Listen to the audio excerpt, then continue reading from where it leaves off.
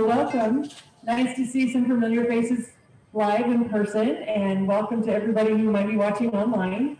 So today is the art of bronze, and actually I want to thank every one of the guys on this panel has been on a different panel already this year, so I thank you for being willing to be on another one. This one's going to be more specific about how does a bronze come to be. We're going to talk a little bit about technique, and we're going to talk a lot about inspiration, I think. So I'm going to start by introducing, right next to me is Todd Paxton from Santa Fe, New Mexico area. And we're happy to have you here, Todd, once again. Then we have Bryce Bennett from Durango, Colorado. Got the mountain guys here. And down on the end, the opposite of me, is Levi Selway from Salt Lake City. Is it Salt Lake City or? Well, it's London via Salt Lake City. Okay, London via Salt Lake City. I like the London part. That sounds so much cooler. So much cooler than Nebraska. Yes. Where I'm from. I'm happy to be from Nebraska. So anyway, and we have some special Nebraska friends in the live audience today, so welcome for that. So woo-hoo!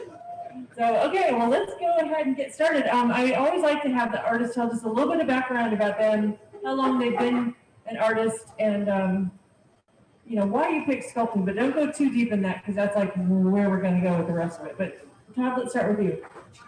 I've always loved art, always loved doing art since a little kid, but didn't have a chance to be a professional artist until 2007. I got the chance to buy a foundry, and I did, and I left my job that I was doing and started. What were you thinking? Yeah. There are definitely ups and downs in the art market, selling art, but that's what got me doing sculpture. Making bronze was jumping in both feet. That was 07. So what's that, 14 years or so of sculpting, making bronzes, and yeah, now we're here. Excellent, thank you. And that foundry lesson, you learned a lot through that. So on to you, Mr. Pettit. Well, I'm Bryce Bennett. I'm from Durango, Colorado. This is my 20th year here at the Celebration of Fine Art. And it's been really great. Quick shout out to Betty in Cincinnati and all those that are watching online. So it's really fun to have a big crowd here today. Thank you for coming. Still safely distant. Okay, go ahead, Levi. Hi, I'm Levi Selway, originally from Kent in England, near London, and I got into sculpture because I decided not to be a doctor, and I left medical school in 2010 in my first year. And I got into sculpture shortly thereafter. My wife bought me my first sculpting set, and that was it. And what were you thinking, not being a doctor? No, you wanted a life with more freedom, I'm thinking. I was following my heart, Susan. Heart over head. I love that. Kind of what we talked about this morning, right? Follow your passion. Use the gift you were given. So that's awesome. Well, thank you guys. So again, the topic of this is the art of bronze. So I'm going to say that the artists love more than anything talking about the work and the beauty of the work and what it means to you. And we're going to talk more about that. But there are a lot of people who do wonder, how does a piece of clay, or yes, thank you. I don't want to say piece of clay.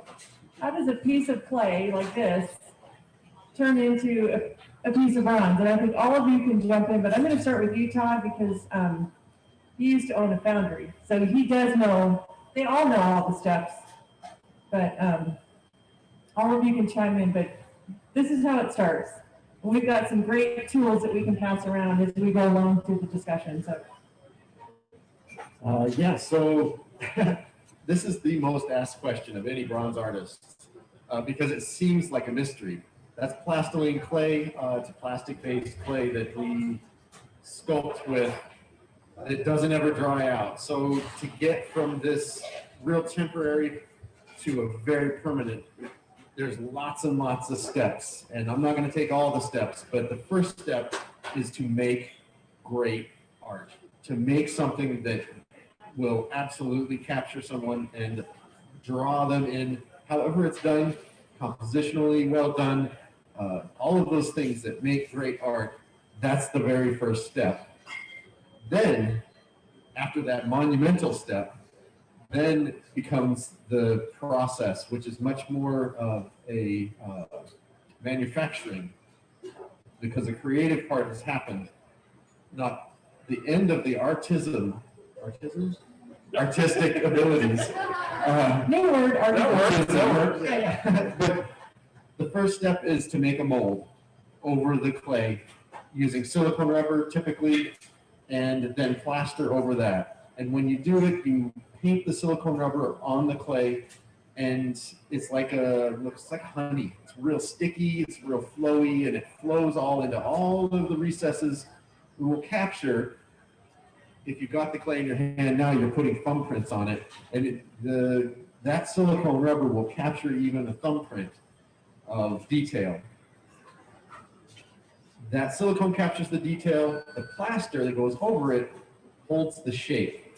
You make it with a seam so that it can come off of the clay, so it separates. Sometimes that's as easy as making a seam around it and pop, off it comes. But if you notice, most pieces, there's things that would stop it from coming apart. So that mold making is an absolute engineering feat to make it so that you don't have to cut it all into a million little pieces to make those molds. But typically you have to cut a piece into some sort of pieces and mold those pieces separately in their own little molds. That master mold, once you take it off, that clay that you got gets reused because it doesn't ever dry out. You just smash it back up and make a new sculpture out of it. But that master mold is what you will use each time you make a bronze. The next step is well, it's really just about how to take from the clay to a finished bronze to the metal. And so the way I like to think of it, and I explain it in a really short way, is if I wanted to have my hand be a bronze casting, I'd make a glove over my hand, and then I need out of rubber, and then you need an intermediate step. So I pour wax into that new rubber glove I made. Now I have a wax that's the same shape as my hand. Then I coat the hand in ceramic, and then I fire the ceramic. So now I have a heat protective glove, and I pour molten bronze into that ceramic glove. And that is, in a nutshell, how it is. And what happens to the wax? The wax, when you fire the ceramic, the wax burns out. Is that the lost wax process. Which is why it's called lost wax. the lost It's wax? just a series of negatives and positives to get you to a finished metal. That you have to have something heat resistant to pour the molten bronze into. It's like you're playing with a volcano. 2,000 degrees-ish, 2,000, 2,100 degrees. A volcano. By the way, that melts your face off if you're next to it. It feels like you're playing with a volcano. It's really cool. All Yeah. this fire and yeah. Turn your oven up to high as it'll go, boil, 600 degrees-ish? You're not even a quarter of the way there. Now stick your face in it, you're not even feeling half of the heat that is hitting you when you're casting molten bronze. It is so radiantly hot. When you see, if you look up online, casting bronze, and the bronze that is like an ingot, like he's got an ingot sitting over Yeah, here. I have an ingot of bronze here. I'm gonna pass this around. This is how you buy bronze before you melt it down in your portable volcano. You gonna pass that around? Yeah. Okay. Be careful. Don't drop it because it's heavy. I'm gonna hold it kind of for the equipment. You can feel the bronze, but to make that turn into a liquid, 2,000 degrees is what it's got to be, and so it turns that bright fluorescent orange color. If you've ever seen a bronze pour, if you ever get the chance to visit a foundry while they're doing a pour, I highly recommend it. It is cool. Molten metal being poured is like being next to a volcano and watching magma happen. It is super cool, but it is also energy, like crazy amounts of energy that goes into making my furnace was burning about 3,000 degrees just to get that ingot to melt within 45 minutes so that I could pour it and do numerous pours during the day.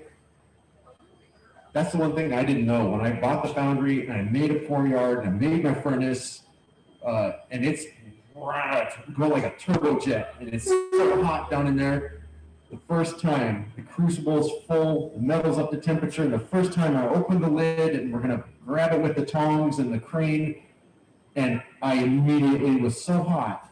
You ever stood next to a campfire and your jeans get hot on the outside and you go, ooh, ow, ooh. My whole body was like that, and I was like, I gotta get out or I'm gonna die. Immediately it's that hot. And it's just the amount of energy that goes into it, and the heat is a phenomenal thing to see and to be a part of, and I'm super glad I don't do it anymore. One of my favorite things at one of the first foundries I started hanging around was when you turn it off, it stays hot for so long, just the bricks and the masonry around the furnace itself, that we welded up a big grill, a big grating, and we put it on the overhead crane, and we'd have Mexican barbacoa over the hot grill after a long day. It was awesome. Okay, I'll finish the ingot, but a couple of comments. Number one, what if this was gold? That would be awesome. But 3 questions. One is, where does the clay come from? Second question is, how much hotter, or what's the degree difference between glass kilns and, I think it's 1600, or am I wrong? Yeah. 16, 18? For glass, For glass. I don't know what it is for glass. Okay. Bronze melts at 1650, but you got to get it a lot hotter. Yeah. Depends on the alloy, specific alloy too. Your glass can just 21. Yeah, I think 16 or 1800 will do the glass. There's different types of glass as well. So where does the clay come from? And then how much does a bronze ingot cost? That depends on where you live. I live in Chile, Arizona, up on the Navajo reservation, and part of the cost of the bronze is getting that bronze to you, because 1,000 pounds of bronze weighs 1,000 pounds. Very good. You're all math genius. Yes, but the shipping of it costs more, so it was more expensive for me being way out in the middle of nowhere. If I lived right next to the distribution center, it would be a lot less. Typically, for me, it was about $5 a pound, but that was, I'm trying to remember how much, that was 8 years ago. Bronze is an alloy of copper, so it's primarily copper. And as any of you that have tracked like commodity prices over the years, copper's gone way up. When I first started, bronze itself was selling for about 60 cents a pound. Now it's over $6 a pound. So, you know, it just goes. It's a commodity, mostly copper. Yeah, 95% copper, 4% silicon, and 1% manganese is that copper that he's passing around and what these sculptures are made out of. And the reason is patina sticks to copper. You can replace the copper with tin or zinc. It's a much less expensive metal, but the patina doesn't like to stick onto it. So if you see a sculpture, and if it's maybe been outside and there's a place where water has sit, if it's good bronze, it will be green, because the cupric of the copper that's the copper rust, basically. But if it's white, it means it's got a high zinc or tin content in it. And typically that's when you'll have a failure in your patinas over time, is that it's not bound onto the metal properly. And I imagine the larger volume of bronze that you're melting down, depending on the size of the piece you're casting, the longer it takes to get to temperature. Yeah. Yeah, typically a foundry will have a certain size crucible, and it will handle so many pounds of bronze. Typically, though, they're not going to cast more than a couple hundred pounds of bronze in a pour, but they'll do multiple pours during the day. Even like a big piece, a big giant monumental, doesn't get cast all in one piece. It's cast in pieces that are like panels that are so big. and then it's welded together and chased, so you can't tell that it was cast in many pieces. But there's a certain size limit that each, especially art foundries, will cast smaller. Big manufacturing will be bigger. Yeah, an interesting historical point on that is I just read Leonardo da Vinci's biography, and when he was working in Milan, he was commissioned to produce a giant 21-foot horse sculpture, and he had devised a way to cast that in one piece. Unfortunately, the French invaded and they used the bronze for cannons, so he never actually got to cast that horse. And then they used his plaster cast as target practice, so we lost that as well. But yeah, typically things are cast in multiple pieces. But, Part of that's a technological thing. I'm glad you brought that up, because it used to be there wasn't welding technology, and you weren't able to arc weld or use electricity to fuse pieces of metal together, which is how it works now. As you cast different pieces, then you fuse those pieces together and grind out the seam. Back in Da Vinci's time, it had to be a single pour, and so they'd sculpt the sculpture and then build a furnace on top of it. And once that metal got to temperature, it would flow all down into the sculpture in a single pour. So it was a much different process, and even though it's a very traditional method, bronze casting goes back thousands of years, the specific techniques or ways that it is done has improved over the years with technology and materials.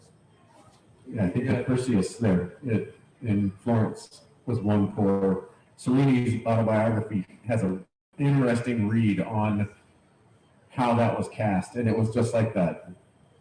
Made the model, covered it in sand, built the furnace, put all the metal in the top, busted the bottom of the furnace, and down it goes. And the only thing that didn't cast was the tip of his heel on that Perseus that's sitting in the piazza there.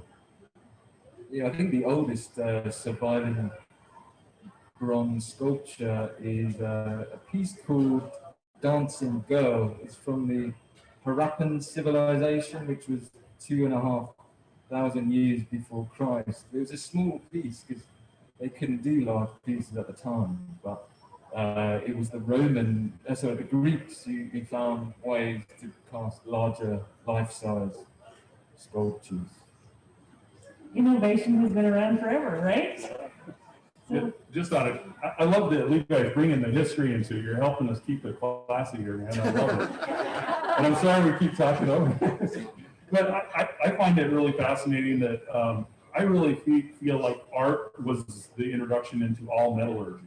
The first things that were ever cast were copper. And that was because copper can be heated up in a bellows fire. You can do that with just regular fire and forcing air into it.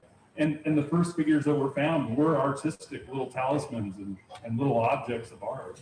And playing around with that then led humans to experiment with different alloys and then steel. I mean, I love thinking of art itself as the very crucible, crucible of civilization. absolutely. Okay, so The clay? yes, the clay comes from. I get mine on Amazon. Yeah, we buy it. We buy it. This Plastolene Clay is a man-made clay, and it's got lots of stuff in it, a lot of wax, a lot of oil, so it doesn't dry out. And we buy it. It's manufactured, and it's expensive, and we reuse it, and we reuse it, and we reuse it, we reuse it. And It's kind of like oil paint. There's a bunch of companies, they all make their own particular mix. Most artists sort of gravitate to one texture and one type over the years that fits their style or their handwork. It does, however, melt. When it gets too hot, sometimes that happens by the end of the season here, and these guys put their things in trailers and, well, they have to do a little rework. But I want to take a step back to creating the sculpture form in clay and the tools that might be used for that. We talked about the clay, the rubber mold, the ceramic mold, the wax, the pour. So we got that, we got those steps. But let's talk about the art of the bronze, of the sculpting, and then patina, and the messages. Like, you know, Levi, your body of work that you brought really represents a life well lived, accomplishment. I'd love for the group to hear from you a little bit about your inspiration and why you sculpt such captivating pieces of accomplishment. Yeah, so, you know, art is but a reflection of the artist, and each artist has a unique story, and that's what makes art so interesting. And you know, I got my artistic voice from my mother, who loved to paint, and I think that was her way of handling or letting off steam from raising 7 children. But but she celebrated beauty. You know, she painted beautiful things, and I have.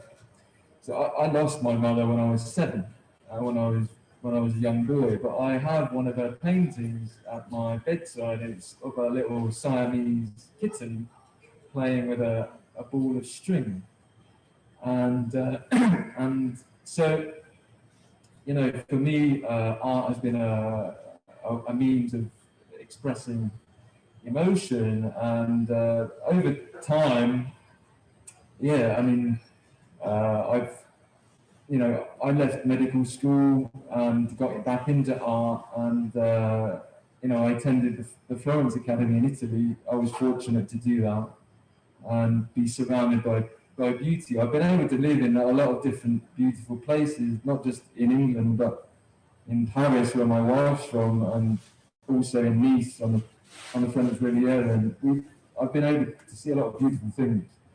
My mother was from Thailand, and so I've been able to visit the family there.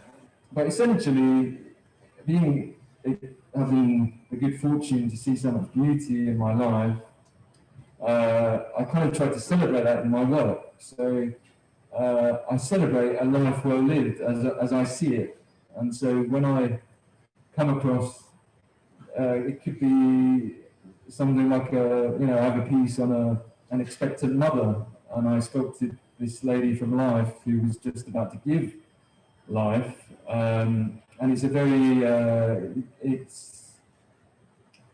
there's things that tie back to, you know, we're all affected by or impacted by our mothers, and so a lot of universal themes come out of my work that are tied to celebrating the beauty of a life well lived as I see it. So that's some of the inspiration behind it. I really feel like if you get a chance, it's really worth spending some time with Levi and just hearing that passion. Like, you're rarely going to meet an artist who is doing it so much from his heart. It's worth having a good conversation with him.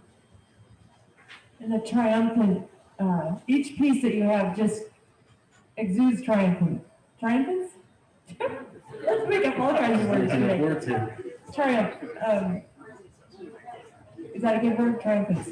Yeah, the piece next to me is entitled "Reaching for the Stars," and you know, these figure skaters dedicate years and years to excellence, to beauty, to expressing emotion. You know, when you see a figure skater, when you see them at the Olympics, it brings chills, you know, because it's so beautiful and so expressive. So that's this is an ode to the figure skater, and it's an ode to the beauty that they are able to express through their own bodies, which become this living art. And so this particular piece, where they're reaching, they have to reach, you know, for years and years, reaching and reaching and reaching. And it's symbolic of, you know, the determination and the tenacity required to reach for and to achieve our own individual dreams and passions. Who's that singer that you have over in your studio? Freddie Prinze? No, sorry, no, it's not Freddie Prinze, it's Freddie Mercury. Freddie Mercury, who, if you ever were able to see Queen live you should go see him on YouTube. But Freddie brought on his fire. You know, he rocked it. And so the passion that Freddie Mercury brought to the stage, and you see that live. It's one of the most phenomenal bands who played live. The passion that he brought to his performances was electric. And so that piece is all about celebration. And it ties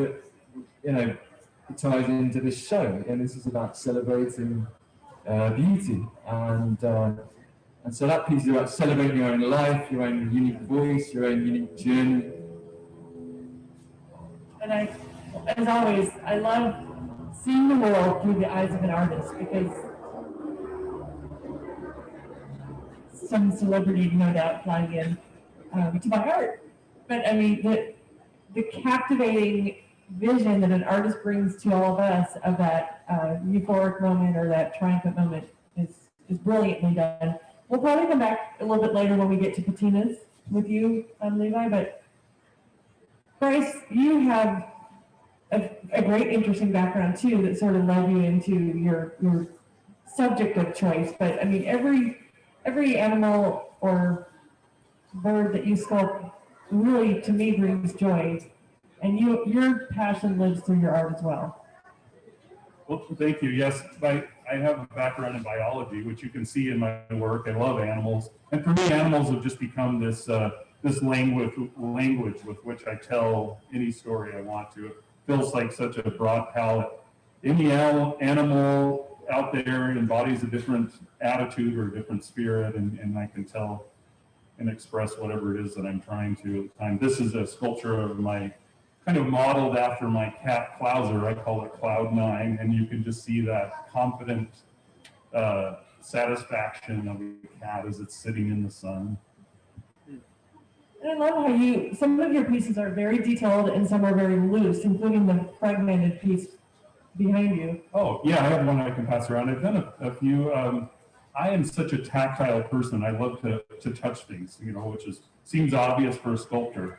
And so I created a series of work that I call a Remnant Series, and it's just pieces that don't sit flat on the table. They're just kind of a remnant and a fragment. And I feel like not having a base encourages people. You want to pick it up and hold it. I brought one. And I want people to not nearly as heavy to as interact with so it. You actually can. I think something that's noteworthy about Bryce's work is not only is it skillfully rendered, knowledgeably with proper anatomy and technique, it's compositionally always strong, and it always has a narrative that makes you think. Is beyond just him describing that little bit about this cat. The lynx? The bobcat? It's a bobcat. This bobcat here, it's so much more of a story than just a bobcat standing there. It is in the sun. You can feel the sun. You can feel the warmth. You see the satisfaction. All that he described is so apparent. But then the lines he uses, the compositions he puts forth, which is not easy in bronze, to make a good composition that works all the way around, draws you through the piece, and lends itself to being strong and being good art. This guy, he is nailing it on every piece I've ever seen of his. I'll buy a beer after, thanks. And this patina on this one, everybody's loving it. The light green down in the. It's not too much. Yet one more thing to put a feather in his hat is that many artists will do something and then go, this is good, and then that's what they do. But this guy is always innovating something new, and what you're passing around is an excellent example of an innovation. Just that little thought of, oh, and a fragment, and I want it to be picked up. How do I do that? That's innovation. That is him thinking beyond the box, figuring something out, and then giving you an easy in to this new and creative way to think about and act with bronze. That's awesome. Just describing me being scatterbrained as well.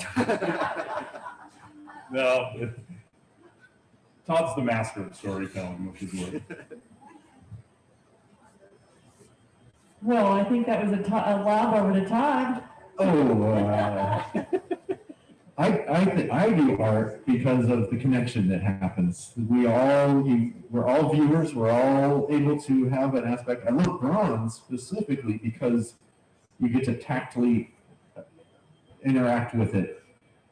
Unless you're in a museum, don't touch the bronzes. They probably get mad at you. But here, typically, a bronze artist will say, touch the bronze, because it's a whole nother thing. And when you touch bronze, it's now very intimate, especially for me with a face. I love it when I see someone outside with the big face that's out in the courtyard and they're touching his face. It's very powerful to touch someone's face, and you don't typically do so, but you can. And how cool to be that close. He's bigger than life, so he's more in your presence than normal. You're closer than normal, and then you touch. And that is a powerful connection. I love the connections. A lot of times it's stories that are human stories. I sculpt a lot of Native Americans, and all of them typically are allegories. I only have a couple that are historical, but I sculpted them for very specific reasons too, and their story is powerful. But most are allegories, and they stand for something that is us, and that is we can connect with. But I love Native Americans because there's mystery there.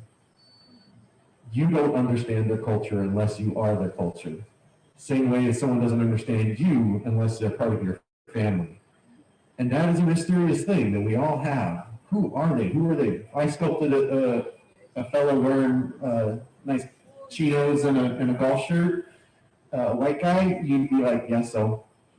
Because you know that guy, and it's not mysterious. But Native American, especially historical Native American, is mysterious. Why did they wear that? Who are they? So I make a giant face of a Native American man, and you go, what's he thinking?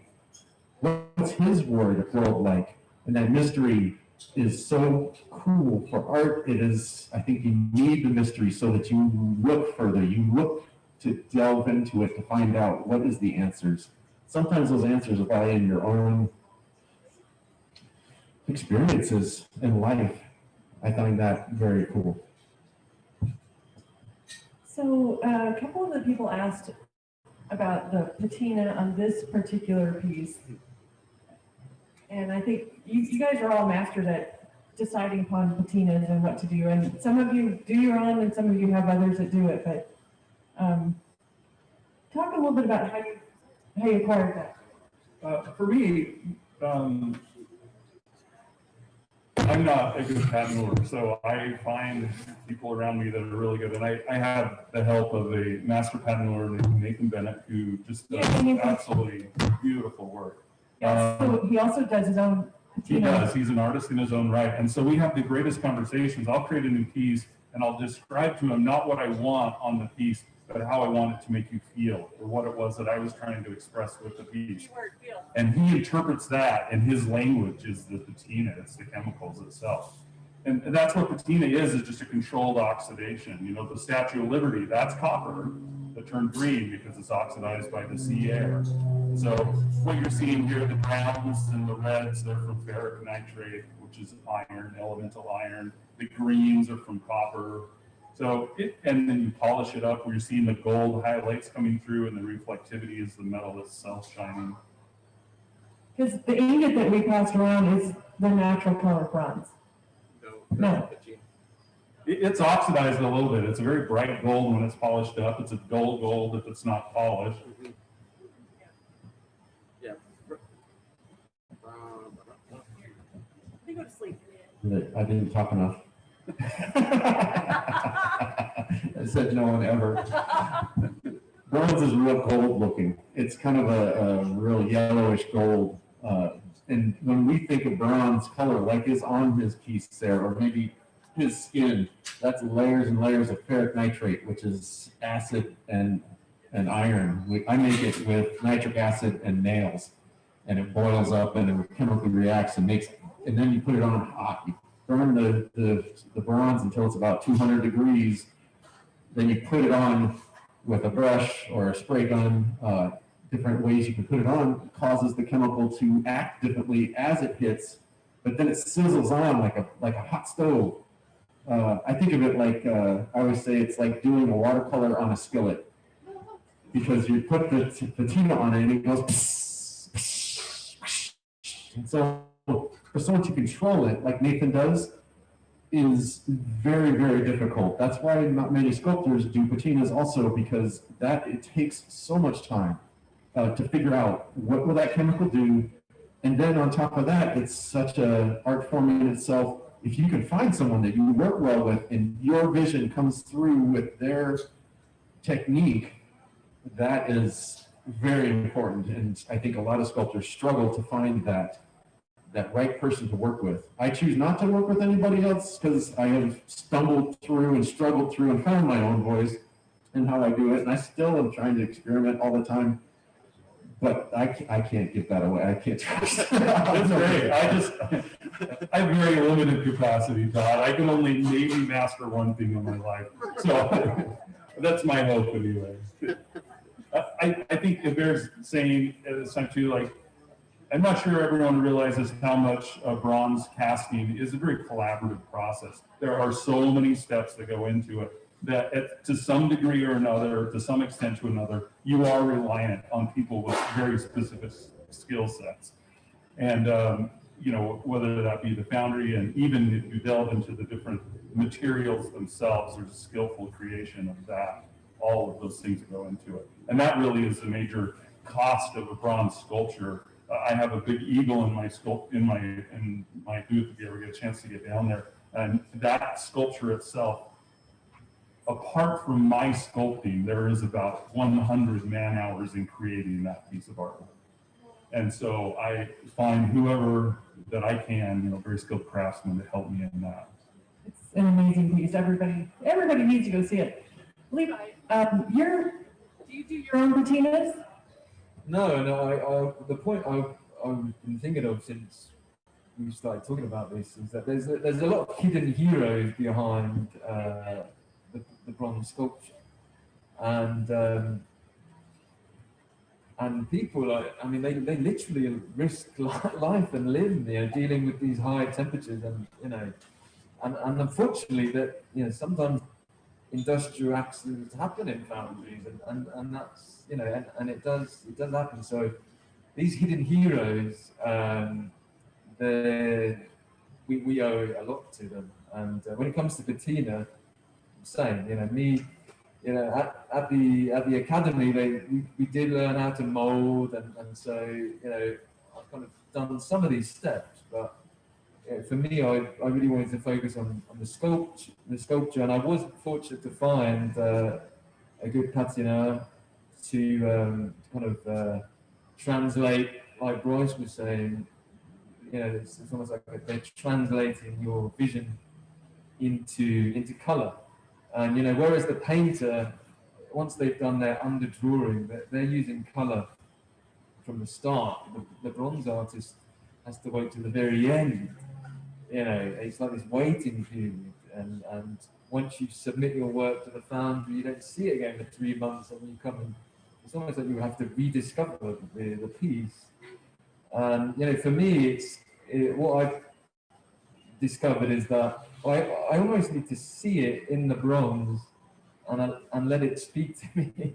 I don't know how else to describe it, because I come in with a concept, and I sit down with the patina and say, this is the meaning behind, this is the emotion I want to express. And then through it's a collaboration. I think, like Bryce was saying, collaborate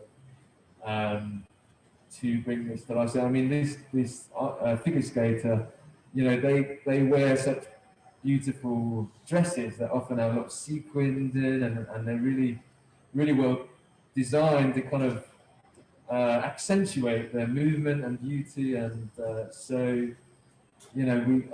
this is the kind of an iridescent burgundy, almost like a wine burgundy iridescent, so it allows some sort of gold to come through it, and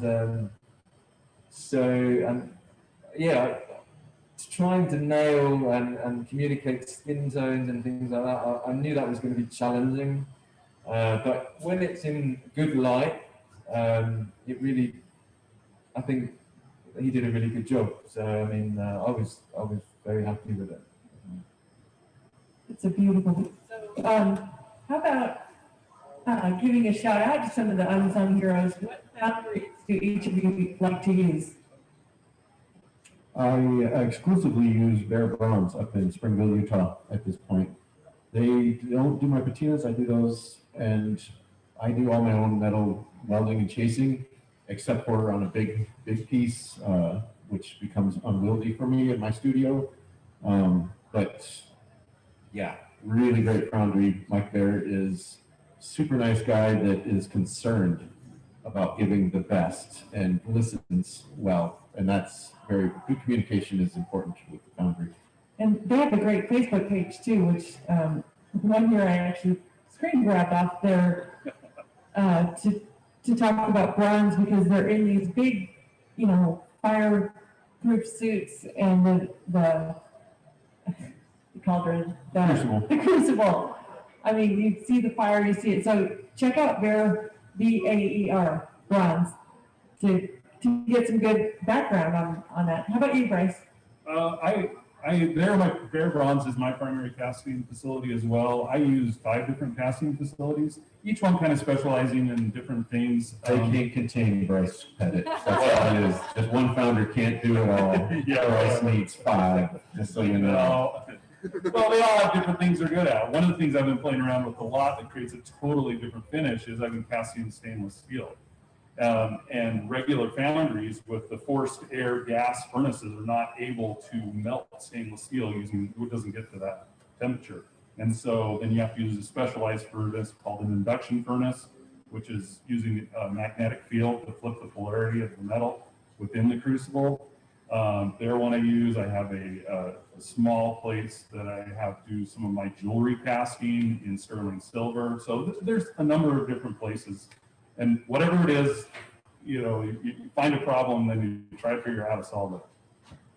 So I actually live in Utah now, which is where Bear Bronze is. There are a number of foundries in Utah. It's kind of become a bit of a mecca for bronze casting. So I also use Bear Bronze because of their reputation. And it's not the closest foundry to me, but I think it's worth going further for them.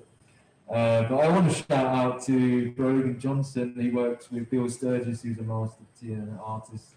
They do an awesome job at Bear, and we have a great collaborative relationship. Is it called a Patina? Patina? French. Yeah. Those bloody French. All art words sound better in French. That's true. Okay, I want to talk a little bit about scale and composition, because some things that each of you do are exactly to scale and composed, and some things you do, there's an exaggeration. Why would you do that? And I'm going to start with Levi on that, because... Yeah, so I sculpt the human form, which is this infinitely complex and beautiful organism that we all get to look at every day, but thanks to the pioneering work that began very much in the Renaissance to uncover or peel back the surface and to study and see what's going on under the surface. It's obviously things that from day to day we just don't think about because we don't need to. But as a figure sculptor, a good understanding of human anatomy that allows you to kind of understand things as they should be, but that's just a map. You know, each human body is so unique in its construction, in the forms that we all have, and that's what makes the human forms, what gives it such infinite possibilities. But in terms of depending on what I'm trying to communicate and express, I love to express a lot of motion in my sculptures. I try to weave together the two strands of motion and emotion, or emotion in motion. It's something that I think when I do a good job, that is what moves the viewer, you know. That's what gives it soul. So certain things can be, you know, and the understanding the human form is a lifelong endeavor. It astounds me that Michelangelo sculpted the Pietro when he was 21, and the David when he was from 25 to 29. But, you know, most of us mere mortals, you know, spend a lifetime working in sort of the shadow of Michelangelo. But essentially, certain things, once you do have a good understanding, you can express and sort of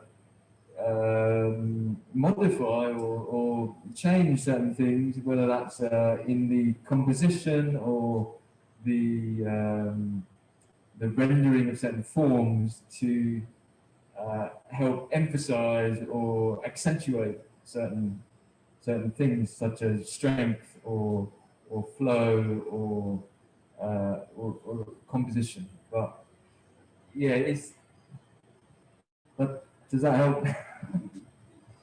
Yes. I think, I was thinking when you said that, I was thinking of Bryce's pieces are that perfect amount of exaggeration that gives so much emotion, and so, like, if he wants something to be cute, he will change how it is, and it's not maybe the actual way that animal looks. Animals don't have expressions really happening on their faces.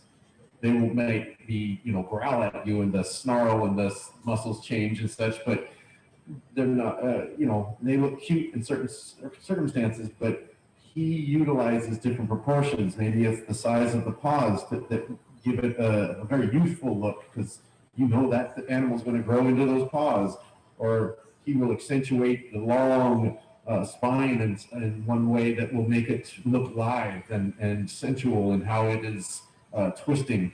I like Bryce's, one of the things that I'm so impressed with the way he does what he does is he does that so skillfully, because it can go wrong so fast and you can make it look weird so quickly. But when it's done just right, oh, it just accentuates and makes it so much better than, and that's, I think, what an artist should be doing, is not just representing life, but giving you the life. If it's accentuated properly, you go, that's what it feels like. like Dreaming of Jill. Yeah, I hope so. Well, I wanted to give a quick shout out to Kurt Madsen, who I've had the privilege of being next to his booth this year, and I've learned a ton from him. He is a master sculptor, but one of the things that he advises me is, like, he'll say, Levi, make a statement, you know, and he'll say, you know, push the form beyond what it is actually doing, to accentuate certain movements and to make a statement. And he kind of jokes by saying, you know, break some bones. I want to hear the ambulance coming, Levi. Yeah. Yes, you were Dismantling. Michael Jordan today, weren't you?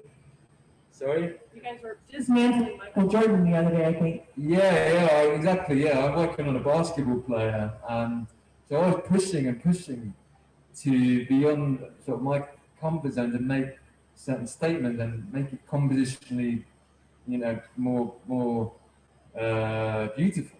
And so this is one of the great things about Celebration. These two sculptors next to me have a ton of experience. They innovate in ways that are just remarkable, especially Bryce. But also Todd,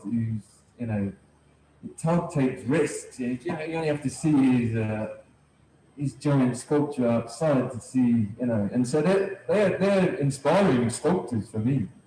So this is one of the great things about Celebration is the collaboration. It's being inspired and learning from other artists.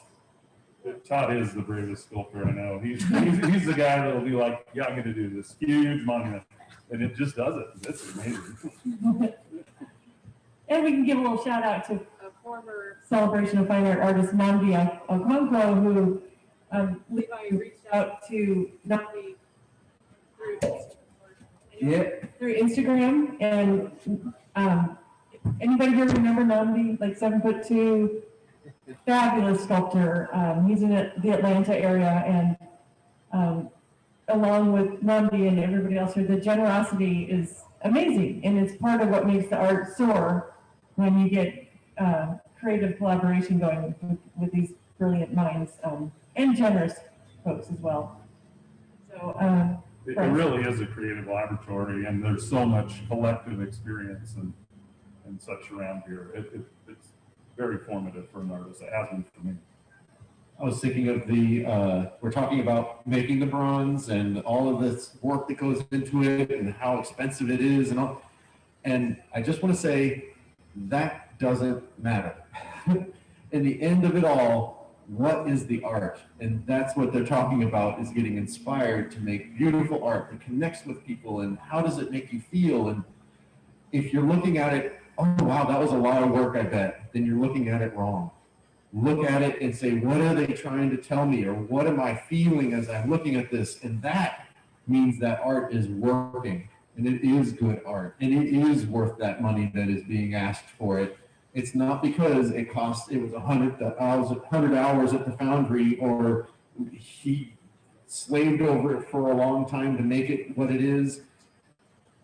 It is because it's good art. And so we spend the amount of time, we spend the amount of money, we spend the amount of effort and sweat and blood, and real blood sometimes, to make whatever it is the best that we can, and hopefully it is good art at the end. And that's when you're looking at it, you don't need to know how a bronze is cast. It's not really important. But when you feel a bronze and you have that connection to it, hopefully the artist has done a good job, and it is good art, and you feel a connection. Not that knowing it is bad, but it really is inconsequential to what is the end product is. One of my favorite little anecdotes from the past year is, some of you may remember Scott Rogers, who did beautiful Western sculpture. And I overheard him one time talking to some people, and he said, oh, how do you do the bronze? And he said, he kind of hemmed and hawed, and they kept asking him about process. And finally he said, I really love to talk to you about this. Ask me a better question. For him, Scott could be kind of brutal. yeah, he was very straightforward. But what he's getting at is what Todd was saying. And it is really interesting, and I think worth knowing the process that goes into it. But the casting process, the hows, all those things are merely the tools for us to write the story. They're the words, the way in which we do, but the story is the art. That is the interesting part for most of us. Yeah, the highest compliment you can give an artist is to tell them how their work makes you feel. I think I was talking to you the other day, like, when you buy a car, you don't say, well, how is this all assembled? Why do we buy a car? It's fast. Because how it makes us feel, right? It might be the luxury, it might be the fast, it might be, nostalgic. I don't know. It's like we just pass these around and hope they work, but it's to keep us entertained. But again, it's the feeling that you get when viewing art that is why you all do what you do. So one of the things I love about bronze is that when I go to do the Patina, after I've not seen it for 3 months, I go back to the foundry, and and I get to pick up this very heavy piece of art. But what I love about it is there's this sense of, maybe this is slightly narcissistic, but it's a sense of immortality in bronze, because I know that this sculpture will outlive me. I know, you know, and we're still digging up bronze sculptures that have been left by, you know, civilization over the past millennia.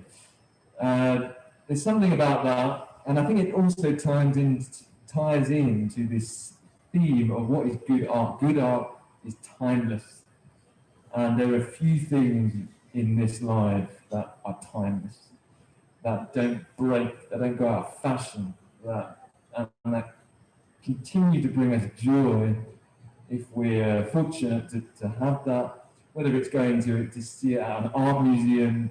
You know, I love going to the museums in Europe to see my favorite pieces, because I know how it makes me feel. I know it's going to make me feel good. And for those that are privileged to be able to bring good art and take it home and to cherish that and have it beautify their home, there are a few joys on that same level.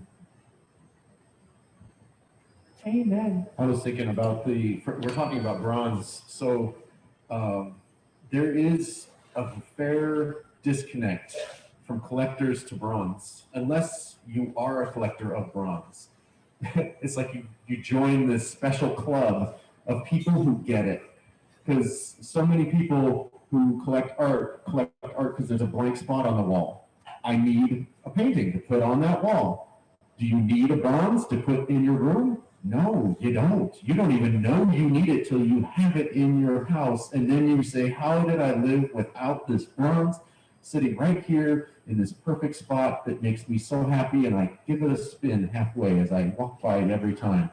And those things, I love this show for us being able to bridge that disconnect, that gap, so that those who have never collected bronze get to touch the bronze, get to feel the bronze, get to see the story. And then when they start to go, where would I put this?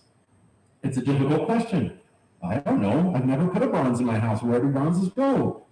Now you can ask the person who, this is where I love to put bronzes. They sit really well on a corner where you cannot put a painting. They sit in front of a window beautifully. They silhouette so lovely. They can, if they're lower, they sit really well on a table behind your couch. There's so many, you start to explore pretty soon, and be careful, because if you start down the path, you will not stop, and you will collect until you have a house full of bronzes, and you think, I could get one more.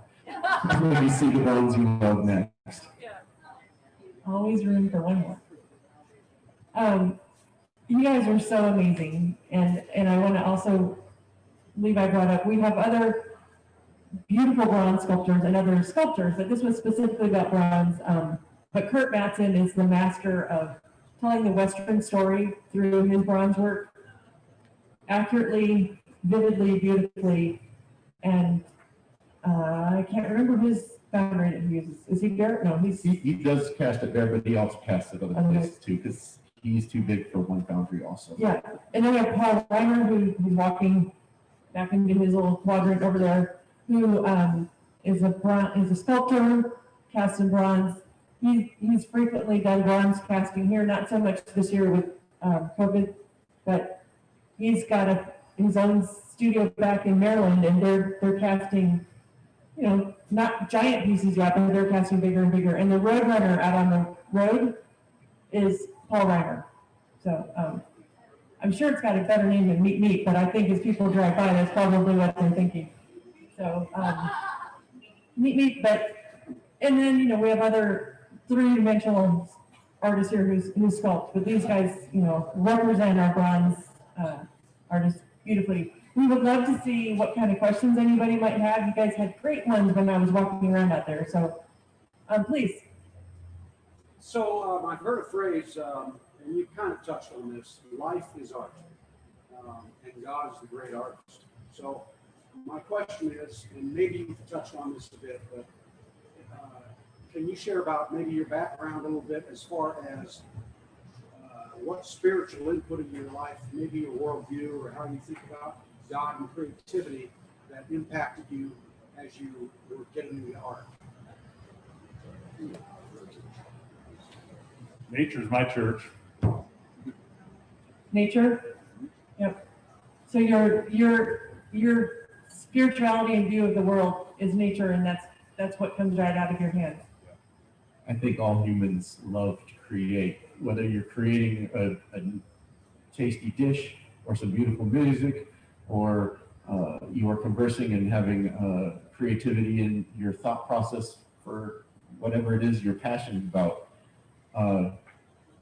For me, the creation, every part of it is so amazing. We have, as humans, just taken bits and pieces and taken the beautiful engineering parts of things and put it into our engineering. Taking the beautiful parts of the beauty. The next week, I think, is about florals. Composition. Composition, sorry. But florals are a perfect example of taking something beautiful and putting it into our beautiful thing. And so we are all, I believe, creating because we are, following the image. Yeah, I think, everyone has inside of them something that needs to be expressed. It is what makes us human. And I guess sometimes it's hard to kind of find a vehicle and a means by which to express that, whatever that may be. And so I guess for me, art is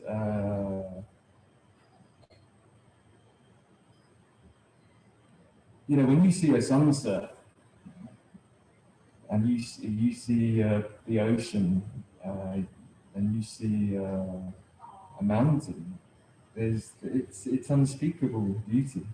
And I guess as artists we try to reproduce the beauty that we see, but also I think there's this divine impulse to express via creation, and that can take place in such myriad ways. But this is the vehicle that we have gravitated towards, oftentimes by trying things that just didn't connect with us, and didn't allow us to express.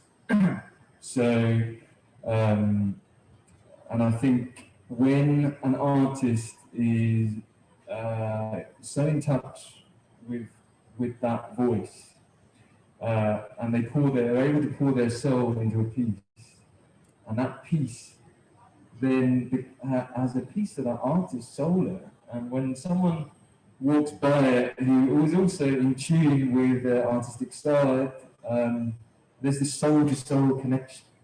It's like when we see the sunset, the mountain, and so that is, it's almost a divine experience. You're so awesome, Levi. Thank you for that good question. Yes? How open are you to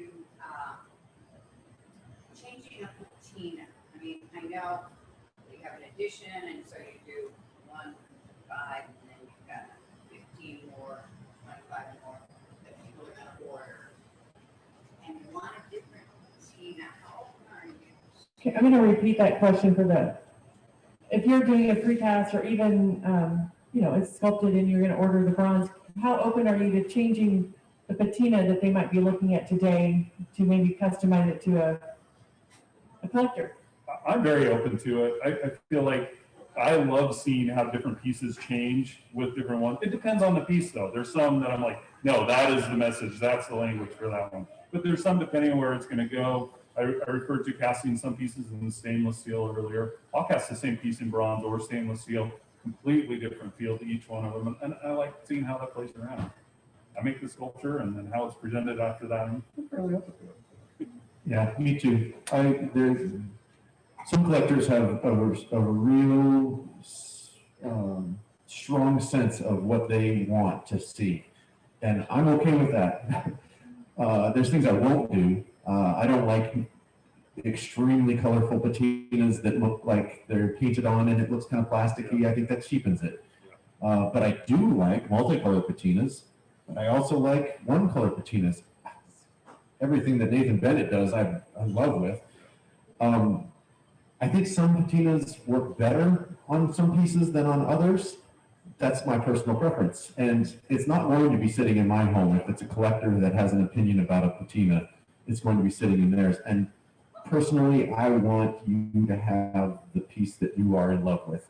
And so if I have a piece in my booth that's like, oh, that's a great piece, I don't like this patina, or I don't like this part of this patina. Not that I want to turn it into all-you-can-eat buffet, because it's part of the art, is the patina. But I do want to take those sensibilities and incorporate them and come together, and then it's kind of a collaboration. That's why I do precasts when I bring them in and they're in clay, and you say, this is a price for a precast. It's a lot lower. It's the lowest it'll ever be. And it's an incentive to get someone to buy it before it's cast, and half down helps us out a lot, because that process we talked about is crazy expensive. And if you do many of them, it's a lot of money to handle. So some capital up front is very helpful for the artist. So it's kind of a win-win, the buying in a precast, but then it's in clay. And what will it look like? I have a vision for what a piece will look like, but maybe someone has a better idea than I do. It's not unheard of. And so, yeah, I do like that. I have done a piece for some collectors that it turned into a problem for me, because it was just so nitpicky about every little thing. And typically it has to do with beads and how they are, patterns and such like that, that I don't think are truly part of the art and the effect of the art. It just got to be this control thing that I don't dig that much, but.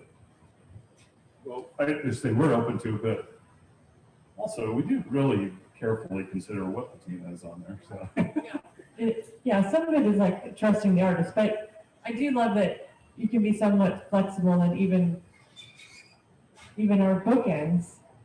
He asked if Jake wanted the arrow through the guy's hat or next to him, and Jake was like, well, through his hat, of course. Yeah, everybody loves that. I haven't sold one yet, but it's not going to go through his hat. Yeah. So yeah, and so therefore art can be functional, bookends, or got the Bryce Bennett butterfly necklace on today.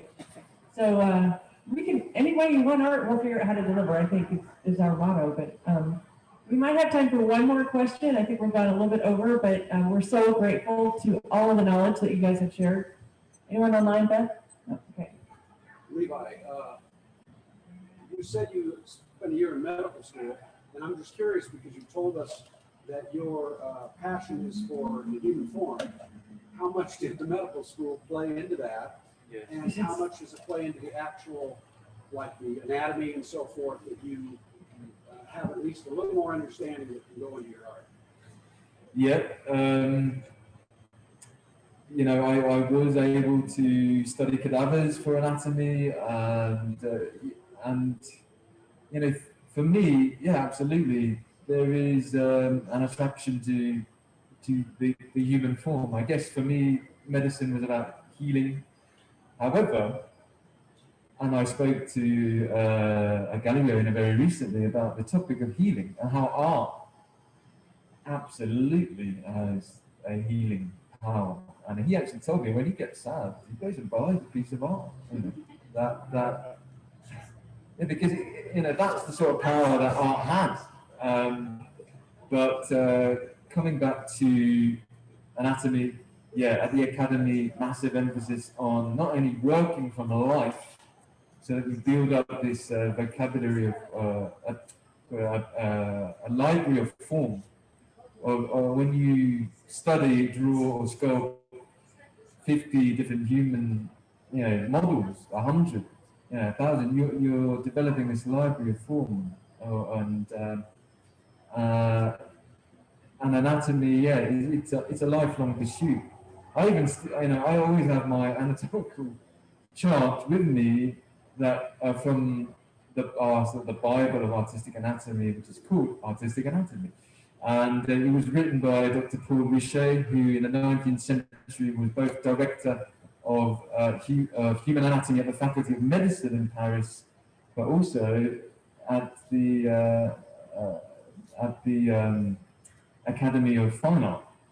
He was the director of Artistic Anatomy. So he wrote this, what has become the Bible now, and is translated from the French into English by Dr. Hale, Dr. Beverly Hale from the Art Student League in New York in the 50s, I believe. And so we have this cumulative knowledge of anatomy, which began, with Leonardo da Vinci's curiosity to go and study those cadavers and understand what was going on, and to marry science and art together to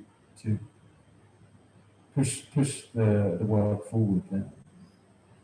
Yeah, there's a lot of anatomy books around this tent, and another bronze sculptor, Galloway, who's sneaking over there. He's probably out of earshot now, but he's a painter, and within the last few years started sculpting, and he had some beautiful Native American pieces. But I had a similar experience to medical school to learn anatomy. They called it comic books, but really it was anatomy class for me since I was a little boy. Nice. and Bryce knows animals. And by the way, an amazing fly fisher, knows all the secret spots, but you probably don't have enough time to do that You take me fly fishing with all your I don't know, maybe. sculpting. Yeah. But anyway, we thank you all so much for being here, and welcome to Spring 60. Thank you. Levi, great job.